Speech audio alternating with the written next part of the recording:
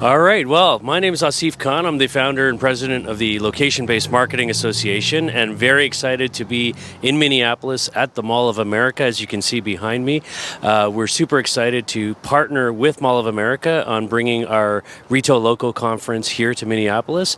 And so we'll be here the next 2 days. That's June 13th and 14th, where we're exploring in the conference a range of topics on retail, innovation, and location-based marketing and data. You can join us via live stream. So just go to thelbma.org and click on the Mall of America event, and you can see information there on live stream to join the conference for free. And we're just super pumped about all of the great speakers and folks that we have here and that we'll be sharing with over the next 2 days. So please join us and become part of the LBMA. Thank you. Hi, I'm Patrick Wan from Mall of America. I represent the IT department. I'm the senior manager of the project management office. I'm just here to learn about new technologies. About 4 years ago, I had the opportunity to partner with Asif in the location-based marketing to go to a conference, and I fell in love. So I learned a bunch every single year, learning about new technologies and how they can be implemented in retail as a landowner and as a property owner versus how it can be implemented as a brand.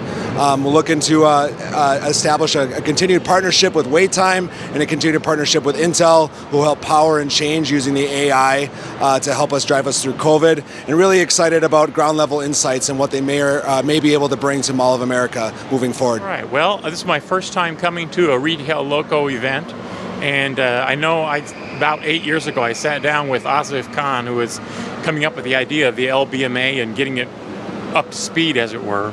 And it was amazing what he was able to do even at that time and the future of it. He had a vision for it, and it's nice to be here to understand what technology plays, the importance it has, and how we can use it to further better the interest and meet the needs of our guests.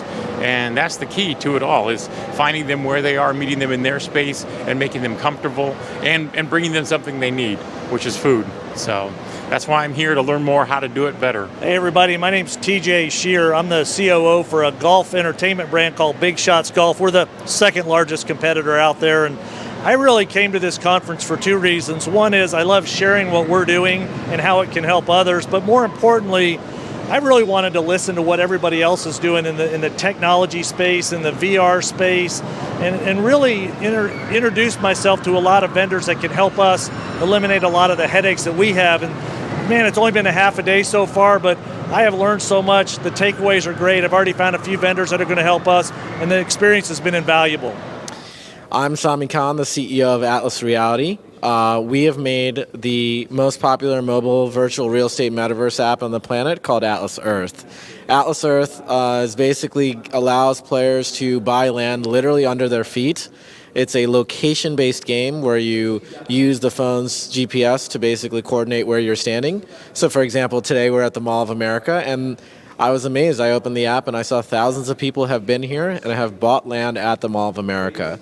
And using that location-based aspect, we've actually created some competition. For example, you can own the most land in your city and become the mayor of your city, own the most land in your state and become the governor of your state. So there's a lot of kind of competition. There's a cashback element where your land generates a very small amount of money that you can actually redeem, a virtual rent that you can redeem for gift cards or PayPal or Venmo. So we're really building another entire world on top of the real world in the gaming world. Right. So you're a founder of the company. So how you showed up with this idea? Where does it come from? Yeah, so I've spent a lot of time and a lot of my career in fintech and also in the world of affiliate marketing. So I understand from a brand perspective how important it is to have conversions that are driven from a trackable perspective. And I also understand how the end customer really wants more abilities to earn, even if it's small amounts of money, from everything they do. And also in this world of Web3, I think everyone's looking to get a cut of the action from their data and from their participation. So I took all of that, and also I'm just a gamer growing up. I've played all sorts of games. I currently own a PlayStation 5. I play on my phone. I play on my PC. And so I wanted to take the love of gaming, and my understanding of people's mentality when they download fintech apps. And I want to take the brand partnership aspects that I learned from the affiliate world and combine it into something that is really kind of relatable to everyone. And I think everyone relates to where they're standing because they're physically here. And I think everyone relates to real estate. And so combining that, I felt like it was a great idea. And so far, we've been really successful. We're one of the fastest growing mobile apps here in the country. On the Android App Store, we put ourselves as a finance app. And we're one of the top grossing finance app on the Google Play Store since we launched. Amazing. So when it comes to own the land, the property like the Mall of America, how are the brands or the owner of the real property are reacting on that? You know, it's been interesting because I think obviously it's our app, it's our world that players are participating in. It has no legal ramification with the real world. But with that being said, as we gain popularity as a platform, the brands now realize, oh my God, there's 1.5 million people playing this game, and I want to be part of this, but the land that I have in the real world might already be taken. And so to that end, I think I encourage brands to buy their properties in the real world in our metaverse, because that will ensure that they can basically own the virtual virtual land as well as the real world. And then that enables them to do other experiences. So right now, I think there aren't many brands that have gotten there, but I believe in the next 12 months, a lot of brands, aside from Mall of America, we've talked to brands like Chipotle where they have asked me, should I be buying the land that we have in the real world? And my answer is, of course you should. And I think as we gain popularity, more brands will decide that this is something they need to own. Just like the .com bubble and everything else. Not that this isn't a bubble, and bubble is not the right word, but the .com real estate, everybody wants to own their .com domains. And, Facebook had to buy the Facebook domain from somebody else. And just like that, somebody's going to end up having to buy their real world land. And they may have to buy it from other people who got here first. So we meet now at the Retail Local Conference. How is your relationship to the LBMA and the conference? Well, we're excited to be, I think, the top level sponsor. Obviously, everything that I've just talked to you about today is about location-based, and more importantly, it's about location-based marketing. Look, I think I've spent over $100 million in my career marketing on Facebook, TikTok, Instagram, Snapchat, you name it. And the trend that I've realized is all before these giant platforms, 90% of marketing budgets, I'm picking that number out of thin air here, but the majority of marketing was local classified ads in newspapers. I'm talking before mass-scale internet marketing. And so what really happened was it was local businesses within your town that were marketing to gain business.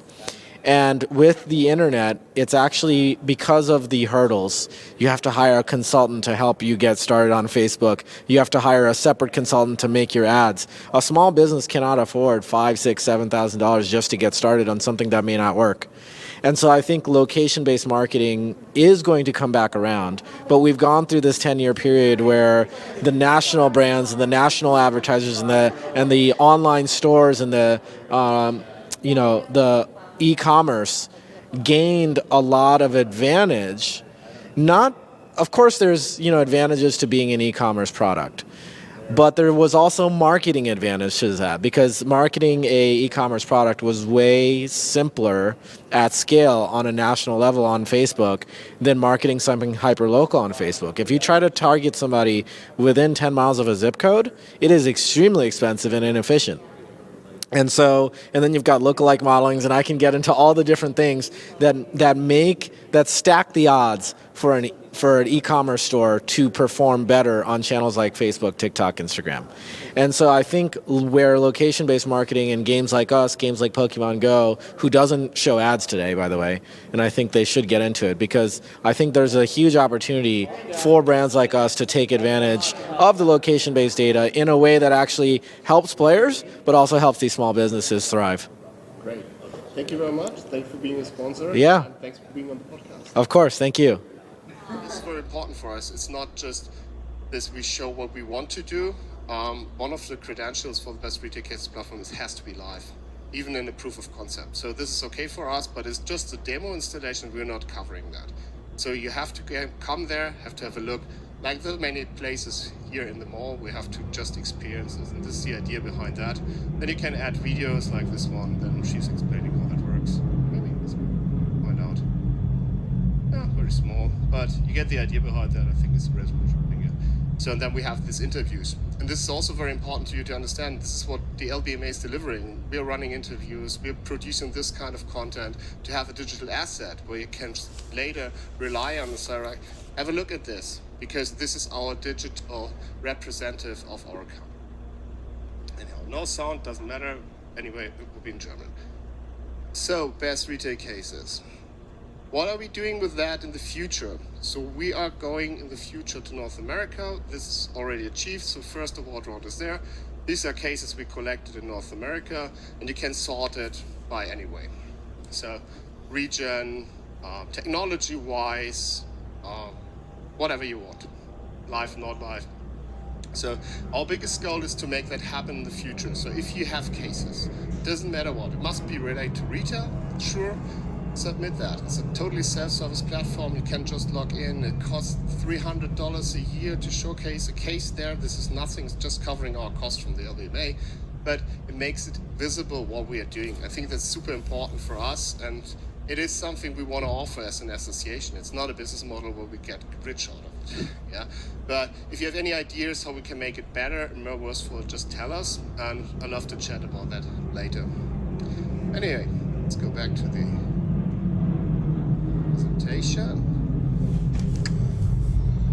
There you go. And I want to invite, because we're between the axe throwing and the final talks about that. Let's do this. That's crazy. Never did that before. Anybody experienced with axe throwing? No? I have no shoe. No. Okay. So, all right. I'll see if I want to come here on stage, because I think there's something we want to mention. Actually, again, I want to thank our sponsors. Atlas, you guys have been awesome. Hey with Charlie, Arrive, Ground Level, Wait Time, a bunch of great companies. And, we want more, we want to continue to grow these events again, especially coming out of COVID. I mean, obviously, pre-COVID, they were a lot bigger, in person anyways. I know we had a lot of people, maybe are still watching the live stream. Yeah. So that's interesting, because we didn't have live streams before COVID. So the balance is a little bit different. But I also want to just announce our next two events. So we will be, as we have been for a number of years now, later this fall, November 1st and 2nd, back in Atlanta. So we obviously want you to mark those dates and keep those in mind, and please come down and join us. Invite others to be there. If you have speaker ideas, sponsor ideas, we want to hear about that. And then I wish Patrick was still here, because thanks to the team here, and Patrick in particular, we'll be back here at Mall of America next spring, April 24th and 25th. So again, put those dates on your calendar, because we're super excited about that. And yeah. This is the North American operations. In Europe, we have the upcoming Retail Loco event February, together with the Airport of Munich again. So we signed the partnership already, so this will be happen too. And also we have in Japan. Do you want to mention something?